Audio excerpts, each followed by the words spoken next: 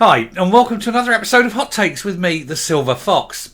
And despite all the trans saying it's us normies that are the problem, it turns out that in Edinburgh, when they're coming to do the clean-up, it's the trans they're having to pick up after. It was the trans that have painted everything, that have caused damage, that have left graffiti and have vandalised the area. Not the women, not the For Women Scotland, not the Let Women Speak rally, not Kelly J. Keane, none of these things. They didn't cause this problem. The weird trans lobby did. And now, at great expense to the city, it has to be cleaned up. Perhaps they should be sent the bill. Although who do you send it to? Maybe you should get all those strange men back and make them clear it up. Make a first, wouldn't it? So we'll take a very quick look at this because it is an awful mess that's been left just so they can make a political point that is rejected by 99.9% of real normal people who don't have some kind of weird mental condition. Here goes. So, police investigating graffiti and vandalism by the trans protesters at the Let Women Speak rally. All those strange men in frocks didn't like it and so thought rather than standing there making a legitimate, peaceful demonstration, decided that vandalism and graffiti was the order of the day, in the hope that that will make people stop and think and go, yes, these weirdos have got a genuine reason to want what they want. Well, no, they don't. If they want to wear a dress in public, don't care. They want to put a bit of lippy, don't care. I'll laugh at them, I'll mock them, but I'm not going to stop them. But when they want to enter women's safe space, then I say no. When they want to go in where my female relatives are, I say no. When they want to expose themselves to 9-year-old girls in changing rooms, I say no. Council workers have been working to clear up TRA vandalism after pink paint was daubed all around the mound. You couldn't make that line up, could you? One of Edinburgh's most popular public spaces. No arrests were made on the day, however. The trouble is, of course, none of those TRAs, none of those trannies, actually have mounds. That's the problem, of course. Police are today investigating after graffiti and paint was daubed on monuments by protesters before a free speech rally in Edinburgh at the weekend. Around 1,000 women's rights campaigners and trans activists faced off during the Let Women Speak rally. Well, of course, when those men take their face off, you can see the Adam's apple, you can see the stubble and all this, you know.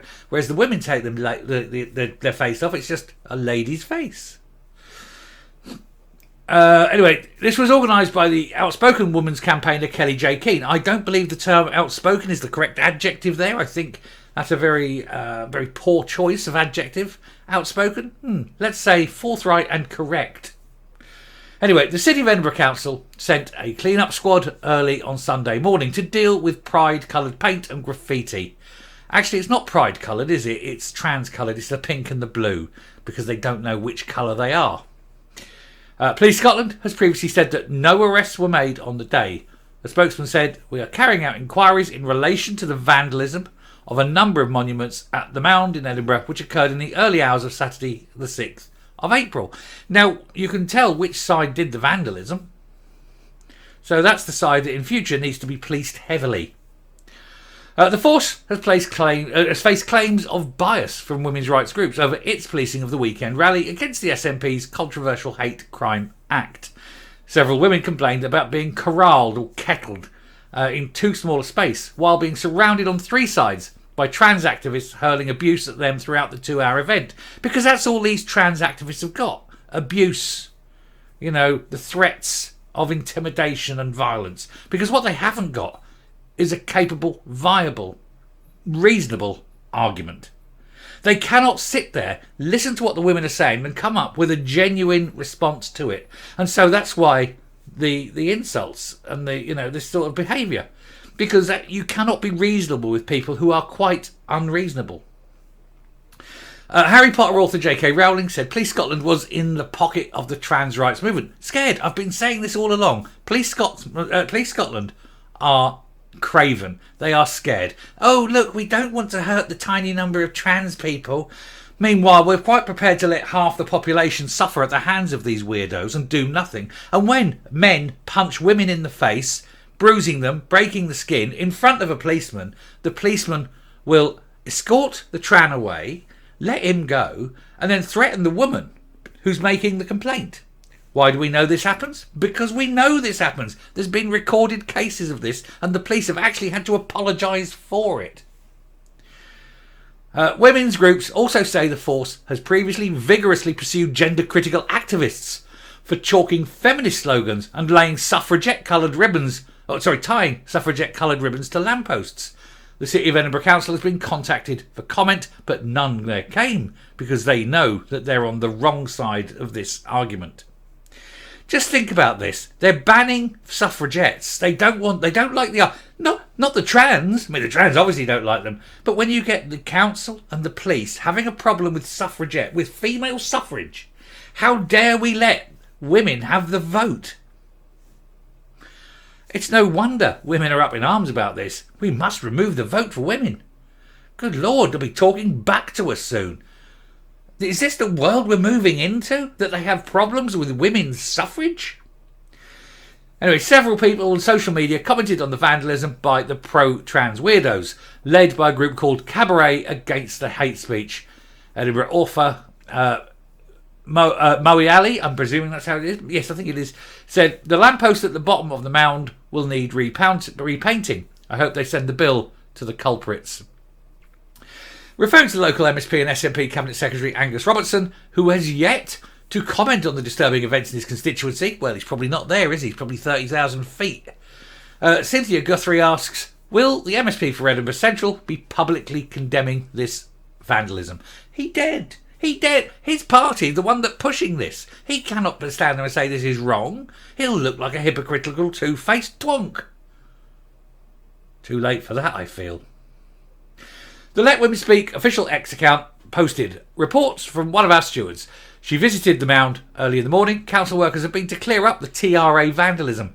They've spent all morning cleaning up the lampposts in the square and the steps that were left till last because it needed a special chemical to get the paint off the porous Edinburgh stones.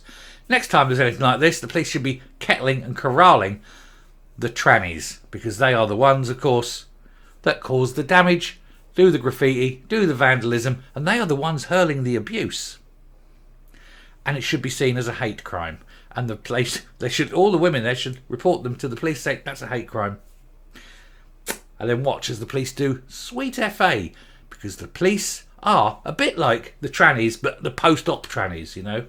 The police have got no balls either. Coming up. So what's to be done? Will we ever have a police force that can stand up to the people that are in the wrong?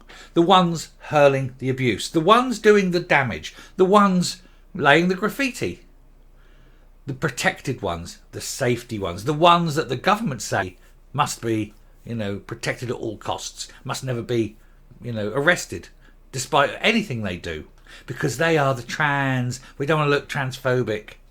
No, they're criminals. You arrest criminals, you charge criminals, and you don't give one flying shit what those criminals are wearing. And if it is, and I've used the term before, a jock in a frock, then you arrest him, charge him, convict him, and bill him, and send him the bill for the repairs. They don't like it? They'll soon learn not to do it then, won't they? Especially when you've got 30 or 40 of them in a paddy wagon, whacking them up to whatever the nearest court is, throwing them in there and saying, deal with it.